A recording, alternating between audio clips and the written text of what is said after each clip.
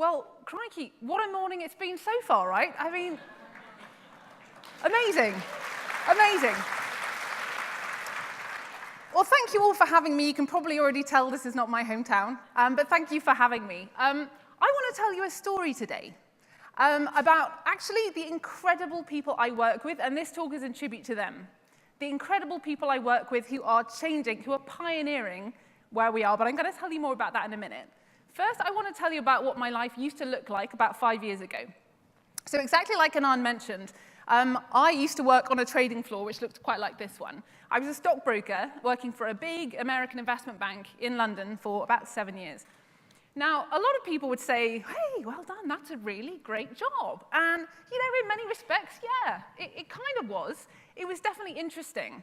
But it somehow was kind of eating me up inside.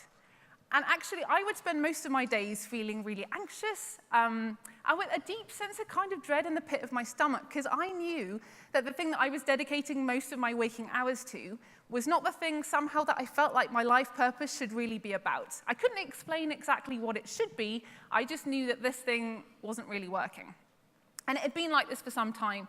And it may have gone on longer than it actually in the end did, had I not had a pivotal conversation one day with my grandmother, who was in her late 80s, one day had a really nasty fall in her care home and broke both the bones in her lower arm, really nasty. So I went to see her the next day to check in and see how she was doing. We were just talking generally, and she suddenly, out of the blue, said to me, Claire, I wish that when I was your age, I'd done the things that I'd really wanted to do, and not the things that other people expected me to do. And I wish I'd been braver. And this hit me hugely, because it's really quite something when it's your grandmother staring at you from one end of the hospital bed telling you that, when you know that your life is just really not going in the direction that you kind of ever hoped it would. Because secretly, I had a bit of a dream. I'd been riding a motorbike for about 5 years, and I used to kind of daydream in the morning. I'm not sure if I'm alone with this. I probably am, actually, but still. I used to daydream as I was riding to work that I wouldn't ride to work, that instead I'd ride to Dover, which is one of the big kind of ports in the UK, and just ride away through a continent or two and have an incredible adventure. And one day I decided, you know what? I think it's time. I'm just going to do it. Crazy as it was, that's what I'm going to do. I'm going to spend maybe a year riding from London to Cape Town. That was my secret dream. On my own, to really feel alive again, to discover what the continent of Africa has to offer. Because you know what? Like, we often hear a lot of really negative stories about Africa, and a lot of people that I was telling that I'm planning to do this journey were seriously concerned for me. One guy in particular said to me, I hope you've made peace with what is almost certainly going to happen to you. Which was like an unbelievable comment. It wasn't like, oh, have a great time. But I think the reason for it was because he's seen all of these films, which I suspect most of you in the audience have too. They are stories of hideous things happening apparently on a daily basis, permanently at all times across the continent of Africa. It's just one huge horror show. And a lot of us, I think certainly in the UK, I can speak for maybe my people, but I think a lot of people fear that the moment you step foot into Africa, like, it's all going to kick off. I just didn't believe that. I just didn't, and I wanted to see for myself what would happen. Now, time is ticking. I don't have that much time. So let's just cut to the chase. I did nearly die a few times, but it was only because of my own foolhardiness with running out of petrol in the wrong place, or the heat, or elephants. It was never people.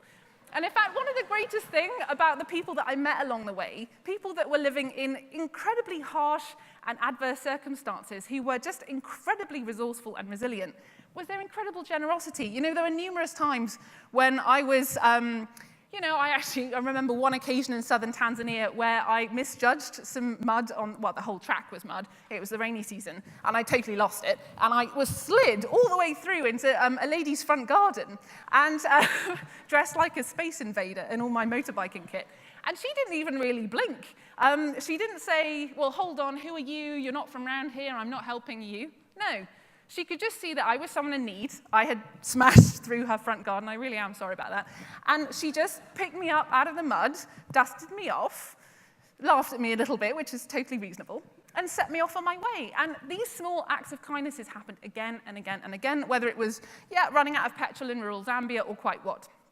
The thing is, I'd kind of known in advance of the trip that I was only going to survive it thanks to the generosity of strangers, which was an incredible thing, but I'm not the sort of person that likes just taking and going. I kind of want to give something back. So in my mind, I thought, well, my background's in finance. Maybe I can help out with a microfinance project, because that's something that generally I think is a really good thing. So I arranged in advance to help out in Malawi with a microfinance organization there. Thing is, when I turned up, they said, we don't really need your financial skills. We've got a bigger problem.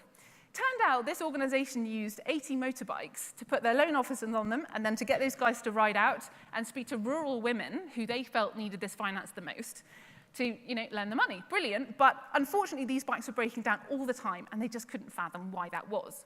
So they said to me, can you just figure out why this problem's happening and fix it? Like, that was the easiest thing in the world. And I said, well, I'm not really sure necessarily what I can say about this, but I'll give it a whirl. Amazingly, when I actually turned up, I discovered that actually it was a pretty straightforward issue that was happening there. Insofar as these guys were really never doing any maintenance. I looked at the bikes, I spoke to the loan officers, I asked the nominal mechanic what was going on. There was no maintenance. And actually, this is something that I did know something about, because this is something I'd been doing on my motorbike as like an obsessive thing every morning for 5 or 10 minutes. It's my way of kind of trying to keep myself safe, and the idea that if I love my motorbike, then maybe if I ended up riding into a dodgy situation somewhere, my bike would love me back and get me out of trouble. It had actually worked pretty well, and so I wrote a motorbike maintenance manual called Love Your Motorbike, and then I went around Malawi training these loan officers and just sharing the tips that I'd learnt along the way.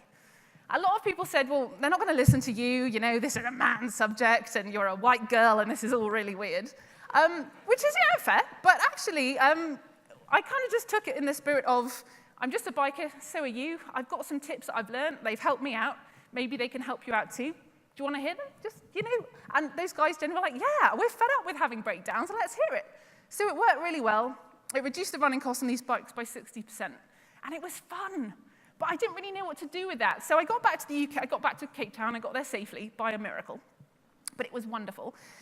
Got back to London, and then fairly shortly after that, I found myself being called back to Africa, this time to Tanzania, by a project that was trying to put midwives on motorbikes, as you do. So I was like, that's interesting. I'm definitely keen to help. They're like, yeah, we need someone to come and train the midwives in maintenance. It's like, huh. So they said, can you come out and train them? But of course, I had more questions, like, why are you putting midwives on motorbikes? This is a bit quirky, right?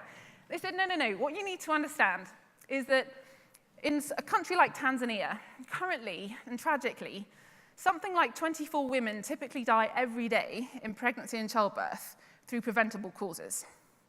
There are 3 main factors that kind of go into that. The first being a lack of prenatal care, and this is what this project was trying to tackle by getting those midwives out into the rural areas, because around 75% of the population of Tanzania do live in rural areas. So that's what this project was trying to do. The second thing is a lack of transportation to get from home to hospital when it's time to give birth. And the third thing is a general, maybe in some cases, a lack of adequate medical care when they reach hospital. So I was hearing about this, and a lot of my friends and my sister, lots of people in my life have started to have kids. A lot of those have had difficult births. And when you think about that and those people dying, trying to give life to a baby, to me that was horrendous. So it was my absolute privilege to help with that project. But while I was also there, I started noticing that motorbikes were everywhere. And I was thinking, well, this is great. And it seemed like people were using them as taxis. And I was being hosted at the time by a medic who was a local guy, and he said, yeah. So it became legal in 2010 to ride a motorbike as a taxi. So this has been fantastic, because it's given a lot of guys who otherwise maybe would be out of work a job, and it's given a lot of people access to markets, healthcare, and all sorts of contacts, because the existing public transportation is a little bit rickety and limited. So that's the positive. But there's another side to this story, which is, unfortunately, now road traffic accidents in the developing world, let alone Florida, are one of the major reasons of death, actually. Forget HIV and malaria, it's road traffic accidents that are causing the big problems. And nearly half of those are people on 2 feet and 2 wheels. And the motorbike thing is so severe that most hospitals now in Tanzania have dedicated motorcycle crash wards, where broken bodies are brought in every day, passengers and riders. And it's just a hideous problem, and the vast majority of those patients end up having life-altering injuries, and it's hideous. And there's a whole cycle that goes on with that, because often you end up with, if a rider passes away, the kids have lost the income generator, maybe they can't go to school, maybe they can't afford medicine. There's a lot of knock-on impact, and it's terrible. When I heard about this, I thought, I've got to do something about it, right? I mean, I've had this experience of doing some training. I love being here in Tanzania. This seems like something that maybe I could do something with. And I had this kind of crazy idea. I feel like Meg. My crazy idea was, let's do something a little different. Could I start a motorbike maintenance workshop in Tanzania, where we do motorbike maintenance and road safety training. We also offer those services because the colleges haven't kept up at all either, so there's a lack of mechanical, like really high-quality mechanical knowledge there. But where all our apprentices could be women, because there aren't that many opportunities for a lot of women in African countries in engineering, but I thought, does that necessarily mean women aren't interested? I think I'd be interested to give them a chance at least. So my idea I called Pikilily, because in Swahili, a piki is a motorbike. And Lily is, in the UK at least, known as the flower of women and connection. Together you get Pikilily, which is spelt wrongly, but also my favorite chutney. So of course it made sense. So I thought, let's go and do that. And this idea, a bit like Meg said, it just took over my brain. So by April 2016, I moved to Tanzania, to Mwanza. Now, this was quite a baptism of fire because I didn't actually know anyone there. I didn't have any funding. I didn't speak Swahili. And it was all a bit of a shock. But at least I had some experience to know that the best way to make this thing work as quickly as possible was to communicate with people, to reach out. Thank goodness, very shortly, I met Halidi, who is an incredible local guy who has a massive heart for social entrepreneurship and social impact. And together we registered Pikilily as a social enterprise. He helped us find the patch of land where we could build our workshop. And thanks to the generosity of the global motorbiking networks and other people too, we crowdfunded the build of that last year, which was awesome. So within 6 months of arriving, it's unbelievable. But the other weird thing was, a lot started happening as a result of physically being present. So one thing that happened was I got a phone call from the district medical officer of our neighboring district. He said, look, we have these 2 motorbike ambulances. This is what they look like when they're new. They're not working so well. So would you come and have a conversation with me about how you could maybe fix it? You seem like you might know. You and your organization might know. So I got on the ferry, got on the bus, went to see him. Turns out that these motorbike ambulances that he had, 2 of them, were rotting in the midday sun. I mean, they were being completely burnt out. They'd done less than 1,000 kilometers each. They were part of an order of 400 that the government had bought about 5 years ago to tackle this issue of there just being really very little in the way of reliable rural ambulance systems. And these things are designed for off-road. They're really, really good, but of course they need people who are adequately trained to ride them and maintain them, and they need to be able to have the spare parts ready, which they weren't. So he said to me, can you find a way of helping us with this? Because we need to find a solution. I said, yeah, I reckon we could. But just renovating those bikes in itself isn't a sustainable solution, because in 6 months' time, if nothing else shifts, we've got another problem. So let me think on it. So I did. So unfortunately, I got then back on the bus to go back to Mwanza. And I saw something which, honestly, I don't think I'm ever going to forget. I was on the front seat of the bus, and we were blasting for the half-an-hour ride back to the ferry terminal. And up ahead, I could see it looked like there was a stack of rags or something on the road up ahead, maybe that had fallen off someone's motorbike or something. I didn't think much of it. I could see them moving, and I just figured they're moving in the breeze, right? But the closer we got, I could see that the way that these rags were moving, it wasn't smooth and gentle like in a breeze. It was erratic and jerky. And the closer we got, I saw that's not just a heap of clothes. There's a boy in those clothes. And he's face down on the road having a huge seizure, and his body is covering most of the road. And he's on his own, and he needs help. We didn't stop. Instead, we speed round the boy like he's roadkill and continue on down the road. And I cannot believe it, because where I'm from, you don't leave people behind. You do everything you can to be with those people and to give them comfort and hopefully physical help and get them to safety. And I didn't understand. So I said to the people on the bus, guys, why haven't we stopped? That boy needs our help. He could be one of your sons. What's going on? For a long time, no one wanted to answer my questions. After a while, one person was brave enough to. He said, you haven't been here long, have you? Which I didn't understand at the time, but I do now. He said, you don't understand. There is no one to call. There is no one to call. There is nobody that we can call to get that boy to help. So unfortunately, yeah, he's probably going to die. But what are we going to do? No one can afford a taxi to pick up that boy, and then you get into all sorts of other issues. There's no one to call. Can you imagine? So we had to leave him. I mean, can you imagine? So this breaks my brain, because I've just come from a place where there are 2 motorbike ambulances that, with a bit of tender loving care, could have been a quick phone call away. Everyone's got a phone. And they could have come within 20 minutes, picked up that boy, he could have been safe and he could have lived. How could I live with that thought? So I resolved in that moment, we're going to do something about this. I can't let this go. We're going to bring those motorbike ambulances back to our workshop. Here they are, in all their rotting glory. We're going to renovate them, which we've now done. We're also going to train up some women to ride them, to be the dedicated riders for the service. I wasn't sure that any woman was going to be interested in doing that for all kinds of reasons, but these amazing bunch of 5 women came forward and said, yeah, we'll do it. And they are extraordinary. In the last couple of months, we've trained them to ride a motorcycle. Here's Sipe with her certificate. She is extremely proud, and rightly so. She crashed quite a few times before we got there, so well done, Sipe. We all do, it's normal. But also, we've been training them in first aid so they can stabilize a patient when they receive them. But also, because we plan to run a 24/7 service with priority for laboring mothers, but also for people who, are having a seizure on the road, who've had a road traffic accident, who've broken a leg. So these women are going to be riding out sometimes in the dark. And I love these women. I want them to stay safe. So we found, we've missed a slide, I think. We found Tanzania's, actually Africa's national, continent-wide martial arts champion. He should be here, by the way. He's awesome. And he's been training them in self-defense. So we have a little video of them doing that, hopefully. It will roll in a minute. But basically, they're becoming ninjas. Here we go. Boom. Go, Jackie. Yeah. So basically, they can take anyone down. So they are incredible. I'm very proud of them. That service is going to start running in February, and I'm so excited to make that happen. But we've got more to talk about. During this whole time, I was also called by a big corporate who has operations across the continent. And they were saying, help, we've got workers in community who are dying every day, just like in Tanzania, and in some cases more severely, because of road traffic accidents. Can you come and train our guys? So for the last 6 months, I've been doing some traveling. I've been to the Ivory Coast, to Mali, to Congo, training over 1,000 individuals in motorbike maintenance and road safety. In the Congo, it was particularly fun because it was much more of a community group. And I also requested that we train women and children as well, because they're often the passengers. What was interesting was, a lot of people said, those people aren't going to show up, Claire, because they've got really busy lives. Absolutely right. They're not going to come just for this training. Totally wrong.